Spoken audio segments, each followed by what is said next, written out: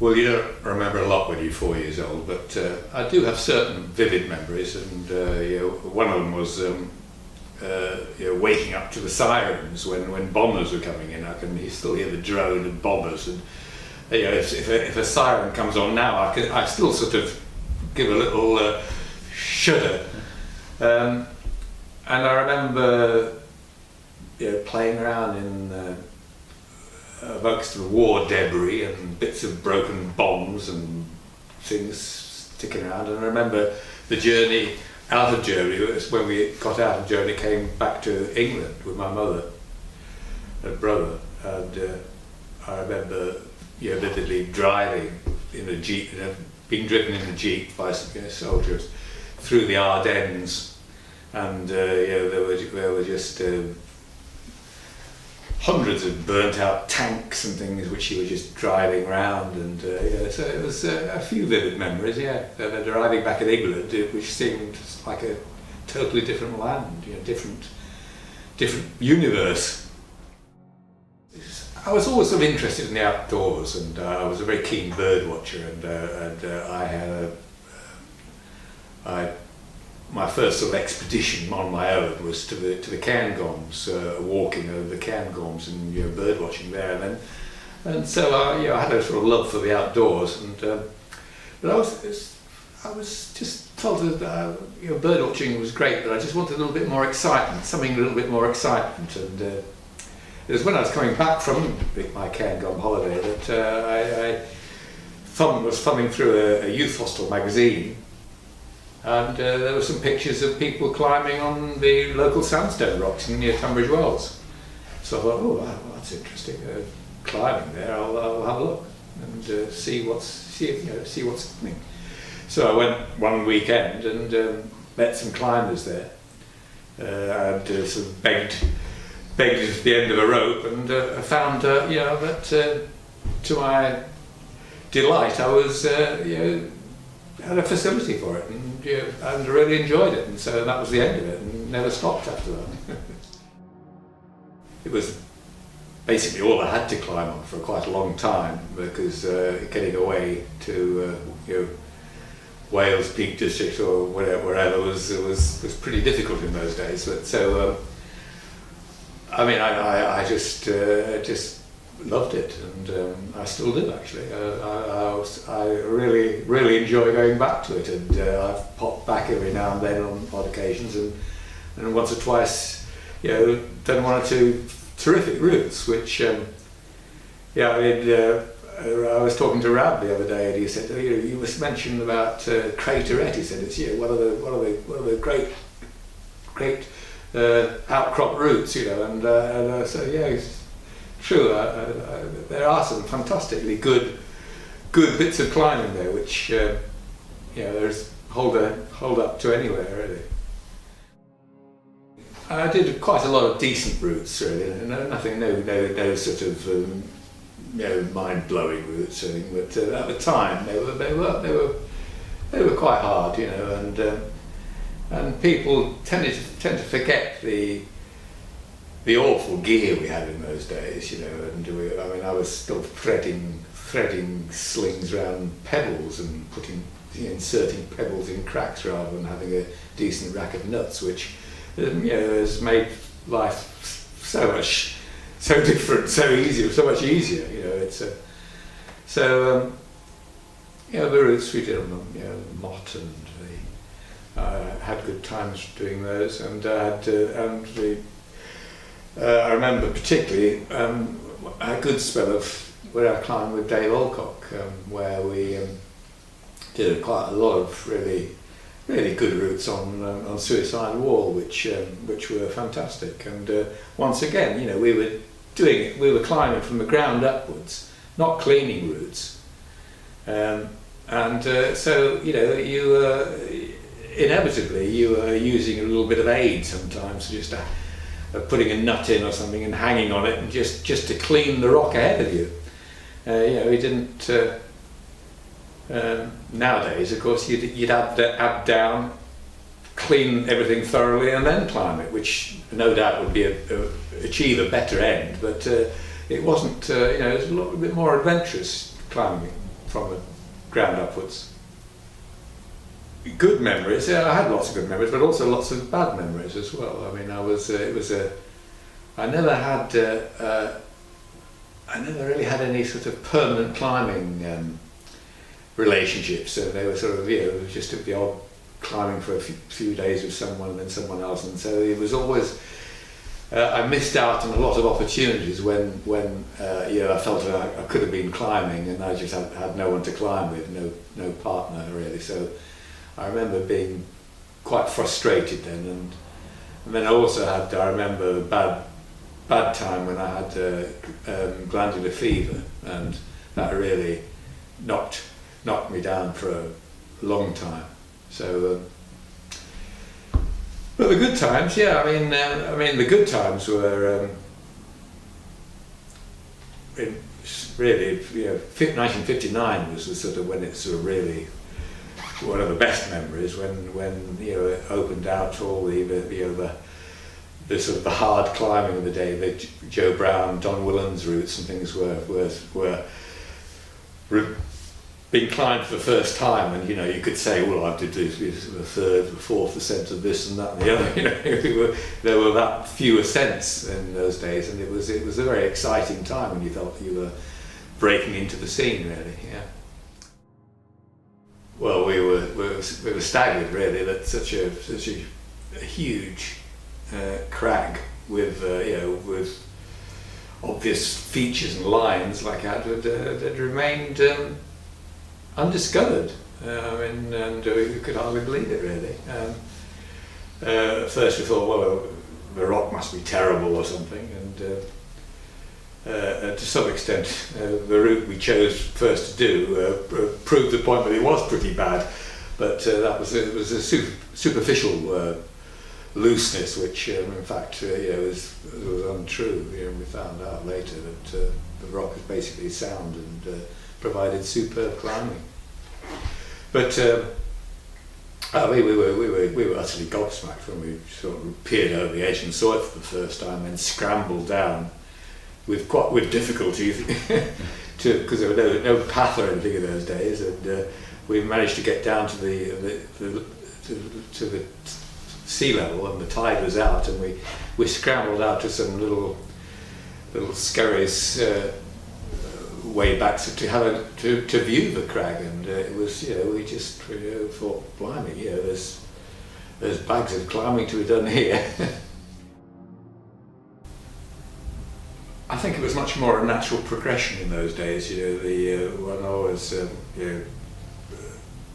rock climbing, Alpine, Dolomites first usually, then the Western Alps, a bit of snow and ice, crampons, ice axes, and then the greater ranges, the Himalayas and Andes and things were sort of the ultimate aim really, and I was quite happy to follow in that line. One of our early routes before we did the Banati, we went onto the Crocodile East Ridge, and we bumped into Lionel Terry, who was guiding a client up it, and he first of all seeing me sort of these usual ragged English people who haven't got much clue in the Alps, generally speaking, and he sort of warned us, do not, I don't mind you climbing, but do not get in my way, please. I am with my guide, and so we reverently nodded and kept behind, and eventually he went off, and he went completely off route, and he was dragging himself up some hideous overhang, and they said, I said to climbers, and he's nowhere near the route, so we slipped by, and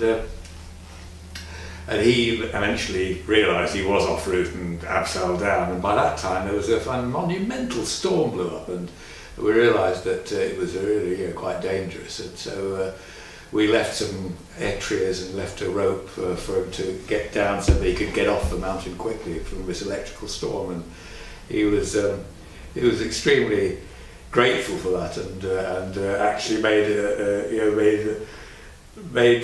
appeared in the National Cafe, which no respectable Frenchman ever did in those days, and returned our rope and thanked us for our thoughtfulness. So we felt very chuffed.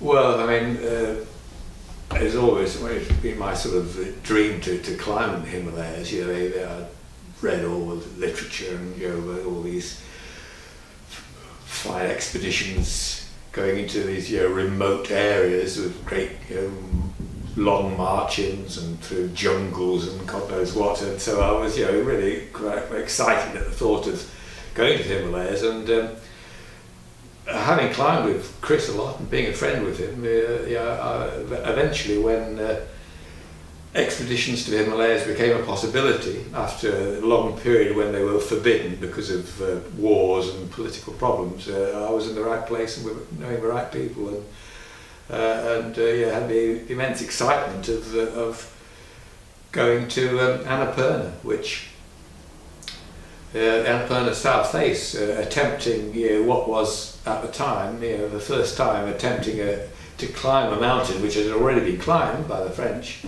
Herzog and Co. Climbing a mountain by its face, by one of the harder routes on it, and that was sort of quite a breakthrough at the time, and it was the whole thing was just immensely exciting for me. I mean, just Kathmandu and then walking in, long walk in through you know, wild areas, and there was no tea houses or anything in those days, no tea shacks. It was you know, camping in the jungle.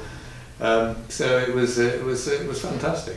And then the actual, you know, the climbing was once again it was just a marvelous, eye-opening experience for me, really. The day we set off, there were four of us. Pete Boardman, Pertember, myself and Mick Burke. Mick Burke was the sort of the cameraman, and he was carrying heavy, you know, quite heavy film kit. And I'd been feeling really very, very fit and lively up to that point. But when I set out in the morning from the camp, all of a sudden I just could hardly put one foot in front of the other. I couldn't understand what the hell was going on. We had oxygen sets on, and I went out in front, anticipating, you know, taking the lead, and I just basically felt completely at sea, and eventually a crampon fell off, and I sort of had to stop, and at that point I realised that something was wrong. My oxygen set just wasn't delivering any oxygen, and I was carrying some, you know, 30 pounds of bloody useless equipment on my back, so there's no wonder I was struggling, and so I went back to the tent whilst the others went on, and Mick Burke was a little bit slower than the others, was carrying a bit more equipment. But I sort of popped my head out and looked to could see them slowly going up to the summit, and then I thought, well, that's it. And then, then the sort of the tragedy really, slowly the weather started deteriorating, wind started blowing, clouds started coming in, and I realised that they were going to have a bad time getting back. And sure enough, that was when Pete and Pertember got to the summit, got back to the South Col, and met little Mick still slowly plodding upwards, and they said they would wait for him, and they waited as long as they could, and he didn't come back, and they eventually struggled back down, and little Mick never did come back. So what happened, we'll never know. but it was a pretty nightmarish scenario. I realised that as the night went on, eventually Pete and Vertebrate sort of came back in a bad state. They were obviously had a bad struggle through the storm, and they installed them in the tent, and I brewed up for them and sort of basically looked after them. But all the time I thought, well, is Mick going to make it? And I thought, I don't know whether he will or not. And as the night progressed, I realised that he wouldn't. It was unlikely that he would ever come back, and so that was the first thing. And then once I realised that he wouldn't come back, it was started to think, well, are we going to get out of it ourselves? And it was a pretty awful state. The snow battering the tents were being slowly crushed with this accumulating snow. We were running out of fuel, running out of food, and thought, well, and I was getting just slowly weaker and weaker. You could feel it. Just surviving at 27,000 feet was not easy. So when eventually the storm did break, we realised that that was our chance to escape, and I had a hard job battering out the fixed ropes and clearing the fixed ropes so we could descend. And it was during that period that I sort of got quite bad frostbite on my fingers, but eventually made it down, and that was it. So the end of expedition. Very long time actually, 30 years or so, maybe even a bit longer. In the periods of when I was expeditioning, not teaching, I thought I'd better put my leisure time to some use and perhaps write an autobiography. So I started in that period, and I got quite keen on it at first, and then it faltered, and then I sort of lost interest basically, and it was only in the last few years when I once again had time on my hands. I thought, well, it's about time I actually finished the damn thing. A few people who had read early chapters kept sort of nagging me, said, well, why don't you finish it? Jim Curran was one who said, you should ought to finish it. And I thought, well, I don't know, perhaps I ought to. And it was basically, I found someone who was willing to type up my illegible scripts, and once I'd found someone to do that, I thought I was encouraged to carry on and get the thing done. So, and finally, I'm pleased I had done.